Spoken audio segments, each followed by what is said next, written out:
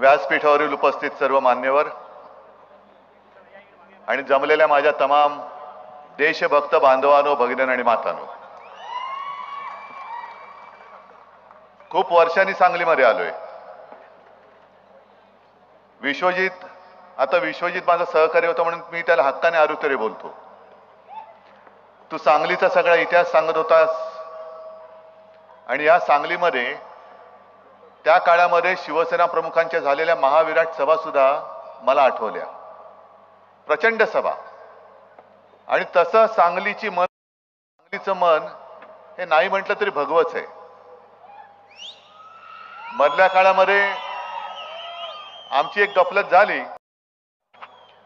सध्या आता सगळीकडे जिथे जिथे मी जातोय सर्व मतदारसंघात पहिल्या प्रथम मतदारांची मी माफीच मागतो. कारण आम्हीच मूर्ख होतो. कारण हे नसतं लचांड आम्ही गळ्यात बांधून घेतलं होतं. आता यांचा बुरखा उतरला आणि अत्यंत बिभत्स विकृत चेहरा हा केवळ आपल्यासमोर नाही, केवळ देशासमोर नाही तर संपूर्ण जगामध्ये आला. आज पूर्ण देश आपला ते बदनाम करून टाकतायत. आणि साहजिक आहे, शेवटी निवडणूक म्हटल्यानंतर एक महत्वाकांक्षा असते, इच्छा असते. पण ही इच्छा व्यक्त करायला काही अपराध आहे किंवा गुन्हा आहे असं माझं काही मत नाहीये. पण जेव्हा आपण युती करतो, आघाडी करतो, तेव्हा साहजिकच आहे, जयंतराव तुम्हाला 13-14 जागा वाटत होत्या मिळाव्या. आता मी म्हटलं मला 30 पाहिजे होत्या, कशा काय मिळणार? काँग्रेसला 25 पाहिजे असतील, कशा काय मिळणार? मग शेवटी आपण कुठे काय एकमेकाचा उपयोग करून जे पहिलं गमावलेलं आहे ते कमवायचं कसं याचा विचार करतो. आज सांगली आपल्याकडनं गेलेली आहे.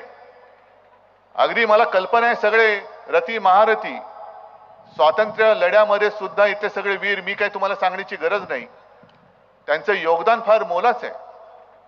आणि स्वातंत्र्य लढ्यामध्ये यांनी योगदान दिलं. यांच्यासारखे अनेक असंख्य वीर महाराष्ट्रभर नव्हे देशभर स्वातंत्र्य लढ्यामध्ये त्यांनी त्यांचं योगदान दिलं. वेळ प्रसंगी स्वतःच्या जीवाची पर्वा केली नाही, कुटुंबाची केली नाही. कोण फासावर गेलं, कोण तुरुंगात त्यांची आयुष्य सडली, कुटुंब उद्ध्वस्त झाली. त्यांची काय इच्छा होती की स्वातंत्र्य मिळाल्यानंतर मी खासदार व्हावं, स्वातंत्र्य मिळाल्यानंतर मी मंत्री व्हावं. अरे कवळी पोरं, त्या खुदिराम बोस सारखी 17 वर्षाचं पोर, म्हणजे मी जे काय वाचलंय की तेव्हा सगळे क्रांतिकारक गपचूप भेटायचे आणि भेटल्यानंतर मग त्यांच्यामध्ये काय करायचं, कोणाला उडवायचं, कुठे काय करायचं, ही सगळी खलबतं व्हायची. आणि अशीच एक बैठक, त्या बैठकीमध्ये बॉम्ब तयार करण्यात आला होता आणि त्याच्यावरती ती बैठक होती. कुठे करायचा याचा प्रयोग, कुठे करायचा? कारण बॉम्ब फोडायचा यशस्वी झाला पाहिजे. मग कुठे जंगलात जायचं? निर्जन माणूस, तिकडे निर्जन वस्ती पाहिजे, म्हणजे निर्जन पाहिजे, वस्ती नकोय. मग अशा ठिकाणी हा बॉम्ब जाऊन फोडणार कोण?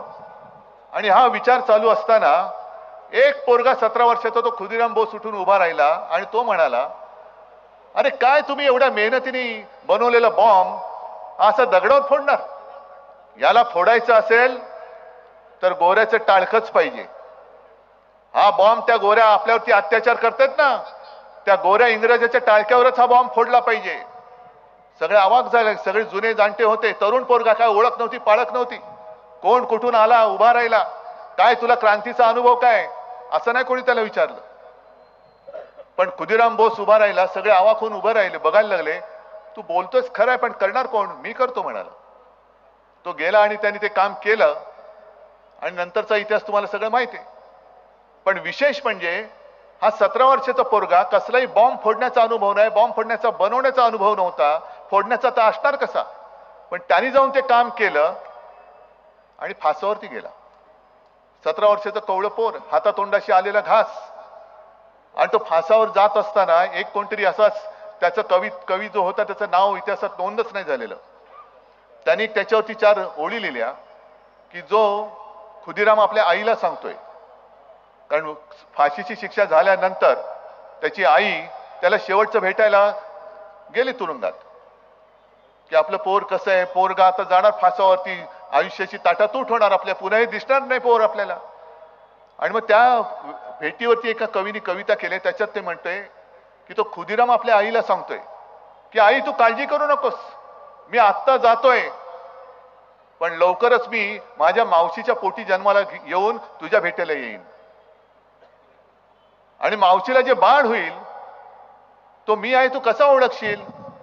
तर तू काही करू नकोस, बाळाच्या गळ्यावरती एक खूण बघ, ती खूण आता मी जातोय ना त्या फाशीच्या दोराची असेल, ती खूण बघ आणि ओळख तुझा खुदिराम परत आलाय. जर खुदिराम असं बोलला असता की नाही मी 17 वर्षाचा आहे, मला खासदारच व्हायचंय, मला आमदारच व्हायचंय, मग लोकांनी विचारलं असतं तुझा अनुभव काय? असं नसतं. देश म्हणजे देश, माझा देश पहिला प्रथम, माझी महत्वाकांक्षा त्याच्या नंतर असली पाहिजे.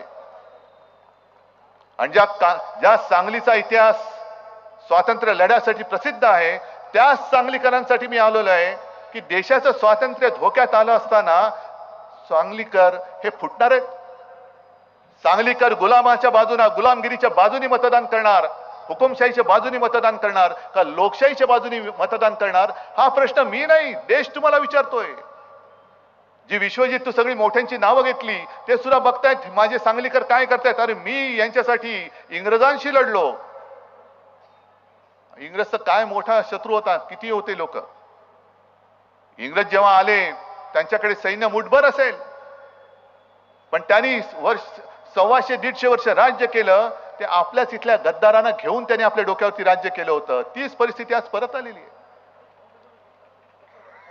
या आघाडीमध्ये आम्हाला असं वाटलं होतं की आमच्याकडे ही जागा पाहिजे, ती जागा पाहिजे. आणि मी तुम्हाला खरंच सांगतो, पक्षाचा नेता म्हणून मिरवायला काम सोपं असतं पण पक्षाचा नेता म्हणून कार्यकर्त्यांना जपणं फार कठीण असतं. आम्ही सुद्धा रामटेकची जागा सोडली, सलग 5 वेळा जिंकलेली जागा आम्ही सोडली, सलग 5 वेळा. काय तिथले लोक माझे नाराज नसतील झाले? कोल्हापूरची जागा सोडली आम्ही, शाहू महाराजांच्या प्रेमाखातर जागा सोडली. अमरावतीची जागा जयंतराव तुम्ही बोललात तुमची सुद्धा होती, आम्ही सुद्धा ती जागा सुद्धा 5 वेळा जिंकलेली होती.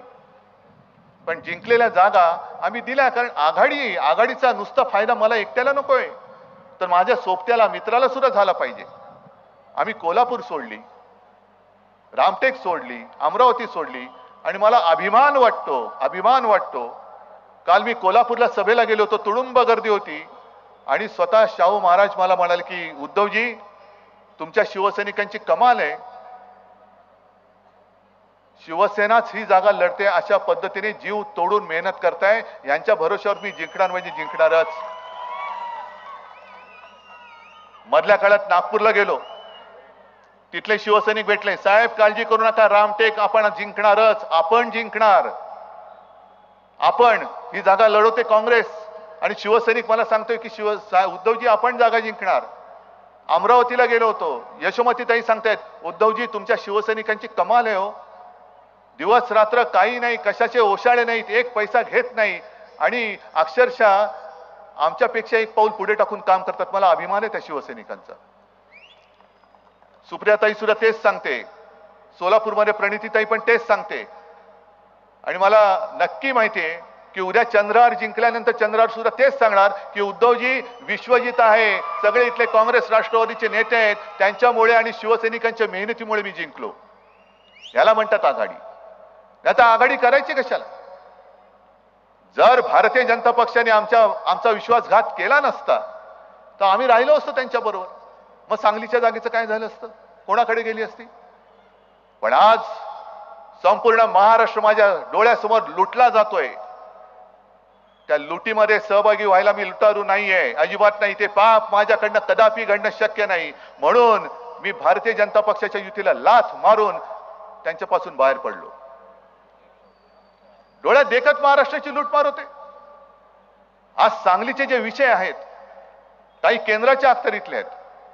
10 वर्ष होय आम्ही सुद्धा त्यावेळेला युतीत होतो, पण 10 वर्ष इकडनं जे तिकडे गेलेले आहेत, कोण ते म्हणतात तुमचे काका, का पाठवलं त्यांना?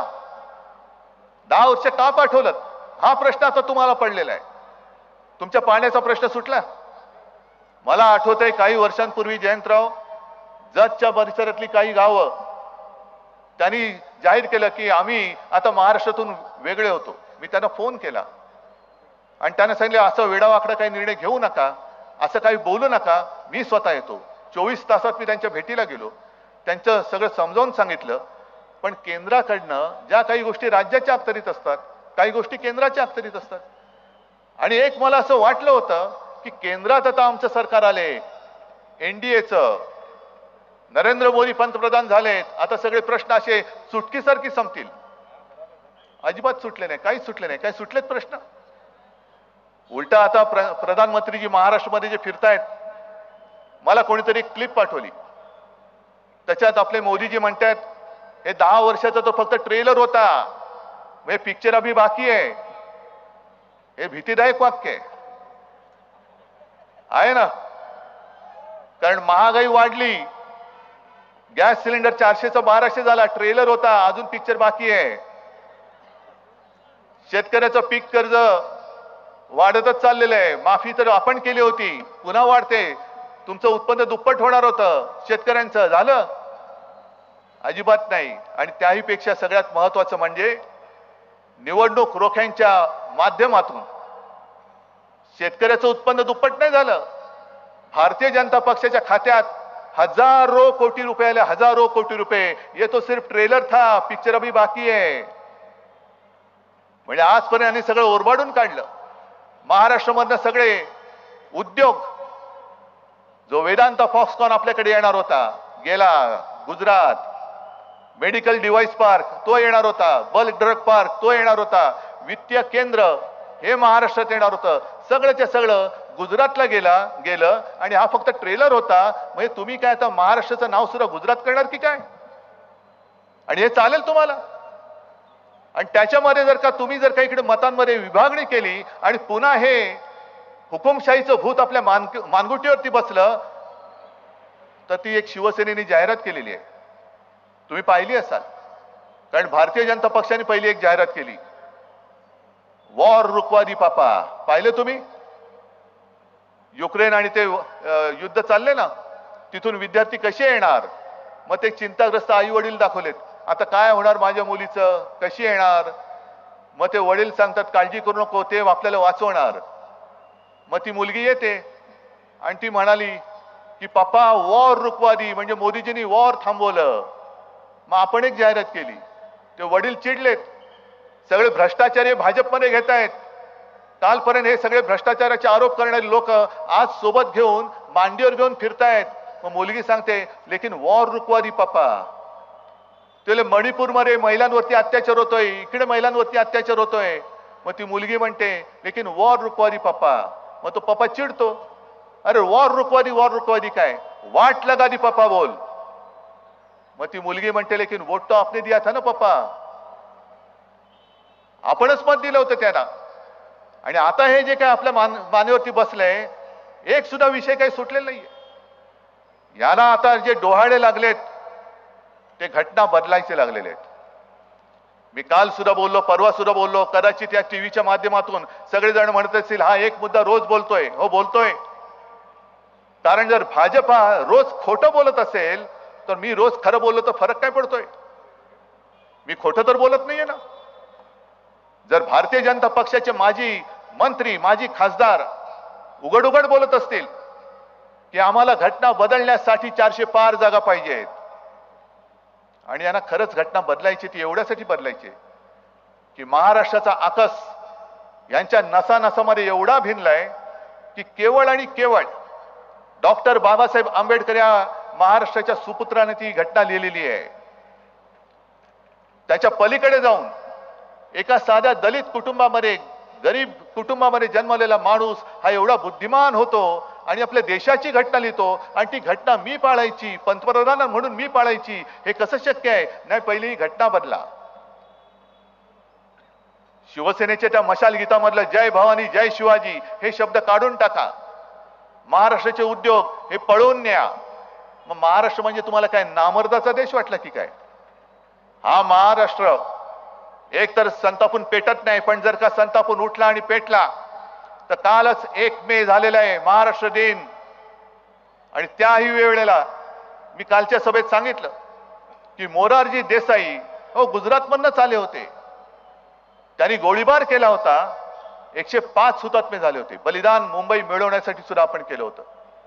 105 हुतात्मे दिले आणि मोरारजी देसाईंनी पोलिसांना आदेश दिले होते, मी तुम्हाला ज्या गोळ्या दिल्या आहेत ते माणसांना मारण्यासाठी दिलेल्या आहेत, ती गोळी फुकट घालवायची नाही. म्हणजे तेव्हापासून हा त्यांचा जो राग यांच्या मनामध्ये आहे, मराठी माणसाला मारण्यासाठी हे आसुसलेले आहेत. महाराष्ट्राला बदनाम करून टाकायचं, महाराष्ट्राला भिकेला लावायचं, महाराष्ट्राच्या सुपुत्रांनी लिहिलेली घटना बदलून टाकायची आणि आमच्यावरती घराणेशाहीचे आरोप करायचे. मग पवार साहेबांना आरोप करताना सांगायचं, पवार साहेब त्यांच्या मुलीला मुख्यमंत्री होण्यासाठी म्हणून लढतायत. उद्धव ठाकरे त्यांच्या मुलाला मुख्यमंत्री करण्यासाठी म्हणून लढतायत. अहो, आमच्या मुलांसाठी आम्ही लढतो, नाही लढत हे जनता बघते. पण पहिली तुम्ही खुर्ची सोडा ना. तुम्ही तुमची खुर्ची सोडत नाहीये. म्हणजे मलाच पाहिजे, एकदा पंतप्रधान झाले तरी दुसऱ्या वेळेला मीच, दुसऱ्या वेळेला झाले तिसऱ्या वेळेला मीच, तिसऱ्या वेळेला झाले. म्हणजे तुम्ही तुमच्यासाठी लढताय, मग मी माझ्या जनतेसाठी लढत असेन तर मी चूक काय करतो, मी पाप काय करतोय? ही जी मी लढाई लढतोय ती माझी लढाई नाहीये. जयंतराव, तुम्ही माझं कौतुक केलं, मी खरंच तुमचा सगळ्यांचा आभारी आहे. तुम्ही काय, विश्वजित काय, कारण करोनामध्ये जे काही मी काम केलं ते मी माझ्या एकट्याचं नाही, तुमच्या सगळ्यांच्या साथी सोबतीने केलं. आणि विशेष म्हणजे या जनतेने जे आपल्याला उत्स्फूर्तपणाने आपलं ऐकलं म्हणून महाराष्ट्र वाचलेला आहे. ही लढाई हुकुमशाहीच्या विरोधात आपण लढतो. म्हणून विश्वजित, मी आज सगळ्यांच्या समोर सांगतो, जर मला पहिल्या दिवशी कळलं असतं ना सांगली विश्वजितला देत आहेत, मी त्याच दिवशी सांगली सोडली असती. मी त्याच दिवशी सांगली सोडली असती. कारण तेवढा अधिकार आणि तेवढं प्रेम माझं तुझ्यावरती आहे. पतंगरावांना सुद्धा बाळासाहेबांकडे आलेले मी पाहिलेले आहे. अर्थात एक आपल्या पिढीची गॅप असते, वयाचं अंतर असतं. पतंगराव हा एक मोकळा ढाकळा माणूस होता. म्हणजे माझ्याशी सुद्धा बोलताना कधी वयाचं अंतर त्यांनी जाणू नाही दिलं. अगदी मुलं म्हणजे त्यांचाच मुलगा असल्यावर का एकदम विश्वजितची कशी बोलतील तसे माझ्याशी ते बोलायचे. आपण आता एक पाऊल पुढे गेलं पाहिजे. जर इथल्या कोणाला काँग्रेसच्या लोकांना वाटत असेल अगदी विश्वजित तुला किंवा आणखीन आज ज्यांचे फोटो लागलेत की उद्या शिवसेना आपल्या भविष्याच्या आड येईल, अजिबात येणार नाही. इथलं भविष्य जे तुमचं आहे ते तुमच्या भविष्यातलं आम्ही ओरबाडून घ्यायला आलेलो नाही. पण माझ्या सांगलीकराकडनं जी जागा आम्ही त्यांची सोबत दिली म्हणून इथून तुमच्याकडनं हिसकावून घेतली गेलेली आहे, ती हिसकावून पुन्हा घेण्यासाठी म्हणून मी सांगलीमध्ये आलेलो आहे, म्हणून सांगलीत आलेलो आहे. आणि ही सांगली मला जिंकायचीच आहे. एक चंद्रहार सारखा नवीन चेहरा, जसं मी मगाशी खुदिरामचं तुम्हाला उदाहरण दिलं तसा चंद्रहार एक नवीन मल्ल दिलेला आहे. हा लेचपेचा नाहीये, डबल महाराष्ट्र केसरी. अरे आपल्याला काय जाते गर्दी करून कुस्ती बघायला, तिकडे जे मल्ल लढत असतात ते कसे लढतात, आपण बाजूला उभे राहून आपण एन्जॉय करतो, पण त्यावेळेला त्यांचा घामटा निघत असतो. ही साधी गोष्ट नाही. डबल महाराष्ट्र केसरीची गदा ही सांगलीमध्ये मारुती मानेंच्या नंतर त्यांनी आणलेली आहे. आणि योगायोग असा की मारुती माने सुद्धा हे खासदार होते. काही जण म्हणतात की हा तर पैलवान आहे, ह्याचा राजकारणाशी काय संबंध? अहो पण मारुती माने होतेच ना. आणि मग इतर पक्षांमध्ये जसं भाजपामध्ये काही चित्रपट तारका, अहो जयंतराव तुम्ही सुद्धा गेल्या वेळेला अमरावतीत पाठिंबा दिलाच होता ना, आज तुम्हाला कळलं चुकलं. असे काही नवीन काही क्रिकेटपटूंना तिकीट देतात, काय संबंध आहे राजकारणाचा? सिने तारकांना तिकीट देतात, काय संबंध आहे? हे संबंध नाही, संबंध सगळ्यांचा असतो. जे उमेदवाराला मत देतात त्या सगळ्यांचा संबंध हा राजकारणाचा असतो. कारण राज्यकर्ते तुम्ही ठरवत असता. या देशावरती राज्य कोण करणार हे आम्ही नेते नसतं ठरवत, हे तुम्ही ठरवत असता. आणि तुम्हाला जे वाटत असतं की तुमचं भविष्य आमच्या हातात आहे, तसं नसतं. खरं म्हणजे नेत्यांचं भविष्य हे तुमच्या हातामध्ये आहे. तुमचं भविष्य हे मोदींच्या हातामध्ये आहे, अजिबात नाही. या क्षणाला मोदींचं भविष्य आणि आपल्या देशाचं भविष्य हे तुमच्या हातामध्ये आहे. तुम्ही ठरवणार, कारण त्यांना त्यांची कल्पना आलेली आहे. आजपर्यंत कधीही संकट आलं तेव्हा मोदीजी तुम्हाला महाराष्ट्रात दिसले होते कुठे? अगदी महापूर आला, विश्वजित मी सुद्धा तुझ्या मतदारसंघात तेव्हा येऊन गेलो होतो. अवकाळी आला, आपत्ती आली, कधी मोदीजी आपल्याला दिसले सांगलीत? नाही. अमित शहा कधी दिसले? नाही. पण आता त्यांना कळतंय की महाराष्ट्रात आपलं काय खरं नाही, कारण अश्वमेधाचा त्यांचा तो घोडा नाही, त्यांचं जे खेचर आहे ते महाराष्ट्रात थांबवणार आणि उलट परत पाठवणार. उलटा गो बॅक, नाही चालणार इकडे. आणि हा जो एक आता प्रश्न पडला होता, त्यांनी काल परवाकडे संजय राऊतांवरती टीका केली. म्हणजे आज माझी स्तुती केली असं मला कोणीतरी सांगितलं. माझी स्तुती वैयक्तिक नका करू, माझ्या शिवसेनेची स्तुती करा. ज्या शिवसेनेने तुम्हाला पंतप्रधान पदासाठी पहिल्यांदा पाठिंबा दिला त्या पहिल्या शिवसेनेचं कौतुक करा. एका बाजूला माझी शिवसेना ही नकली सेना बोलायचं, एका बाजूला माझी तब्येत बरी नव्हती, अगदी अक्षरशः ही मी तुमची सहानुभूती पाहिजे म्हणून नव्हे, पण मी हातपाय हलवू शकत नव्हतो, तेव्हा रात्रीची सगळी कारस्थानं करून माझं सरकार तुम्ही खाली खेचलत आणि आज माझी स्तुती करताय.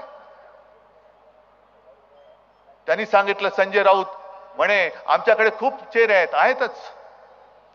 हे महाविकास आघाडी म्हणजे इंडिया आघाडीचं सरकार दरवर्षी हे पंतप्रधान बदलतील. अहो, एवढं आमच्याकडे काय असं वैचारिक दारिद्र्य आलेलं नाहीये. पण उलटा माझा प्रश्न असा आहे की या देशाने एक जागतिक विक्रम केला नवीन, तो म्हणजे संपूर्ण जगात आपली लोकसंख्या नंबर 1 आहे, 140 कोटीच्या वरती. मग 140 कोटी जनतेमध्ये एकच चेहरा पुन्हा घासून पुसून आपण पंतप्रधानपदी बसवणार? आणि 10 वर्ष आपल्या आयुष्यातली, म्हणजे काही तरुणांचे फोन येतात किंवा काही बातम्या कळतात, तो पहिलं मी मतदान केलं, मी बेकार होतो तेव्हा 22 वर्षाचा होतो, आज 10 वर्ष झाली 32 वर्षाचा होत आलो. काही म्हणतात मी 25 होतो, 35 झालो, 30 होतो, 40 झालो. नोकरी मिळेल म्हणून त्या आशेने मी यांना मतदान केलं. नोकरी तर मिळणं दूरच राहिलं, पण महागाई एवढी वाढली की मी माझ्या घरच्यांना भार झालो की का असं मला वाटायला लागलेलं आहे. मग ही 10 वर्ष सगळी आपण अनुभवल्यानंतर परत एकदा आपण ही चूक करणार आहोत की आपल्याला आता जी संधी आलेली आहे, आणि मी माझ्या शिवसेनेच्या जाहिराती सुरू केल्यात. आपल्याला एक प्रश्न पडला की हे सरकार कोण बदलणार, कोण आहे एवढा ताकदवान, कोण आहे? पण तुम्हाला कळलेलं नाहीये की मोदींपेक्षा जास्त ताकदवान या क्षणाला तुम्ही आहात, आणि तुमचं एक बोट हे सरकार बदलू शकतं. एक बोट, फक्त एक बोट. आजपर्यंत त्यांनी 10 वर्षामध्ये संपूर्ण ईडी, इन्कम टॅक्स, सीबीआयची मस्ती त्यांना दाखवली. आता ही त्यांची मस्ती तुम्ही एका बोटीने, एका टिचकीने त्यांना उडून टाकू शकता. आणि आज मी भाजपला इशारा देतोय की तुम्ही ज्या पद्धतीने तोडा फोडा आणि राज्य करा ही नीती अवलंबलेली आहे, जे जे आमच्या सोबत आहेत त्यांना तुम्ही खोट्या केसेस टाकून अडकवताय. एक तर भाजपात आहे, भाजपला छुपा पाठिंबा दे, मतांची विभागणी कर, नाहीतर तुरुंगात जा. तरी बरं, काही जण उघड उघड जात आहेत निर्लज्जपणाने, काही जण छुपी मदत करतायत की एक तर तू छुपी मदत कर, नाहीतर तुरुंगात जा. तर भाजपला सांगते की सगळे दिवस सारखे नसतात. उद्याचं येणारं सरकार हे इंडिया आघाडीचं असेल, आणि इंडिया आघाडीचे खासदार हे तुम्हाला आज खोटं वाटेल, पण देशभर जे वातावरण ते पाहिल्यानंतर 300च्या वरती इंडिया आघाडीचे खासदार निवडून आल्याशिवाय राहत नाही, हे तुम्ही आज लिहून ठेवा. आम्ही पोकळणारे देत नाही, 400 पार वगैरे नाही, आम्ही कोणताच नारा दिलेला नाहीये. पण आता संपूर्ण देशातल्या जनतेने नारा दिलेला आहे की अब की बार भाजपा तडीपार. आणि मला खात्री आहे की ज्या सांगलीला एका स्वातंत्र्य लढ्याची पार्श्वभूमी आहे, तो सांगलीकर आता दुसरा तिसरा विचार करणार नाही, आणि हुकुमशाहीच्या विरुद्ध एकजुटीने, मग कोणी का असेना, त्याला गाडून त्याच्या छाताडावरती चंद्रहारच्या रूपाने मशाल पेटवून दाखवल्याशिवाय राहणार नाही, हा मला विश्वास आहे. आणि मग मगाशी तुम्ही जी काय घोषणा दिल्या होता देत होता ती आता द्या, आपकी बार. आणि मशाल, मशालीचं काय चिन्ह काय? बस फक्त मशाल बघायची, बाकी इकडे तिकडे बघायचं नाही.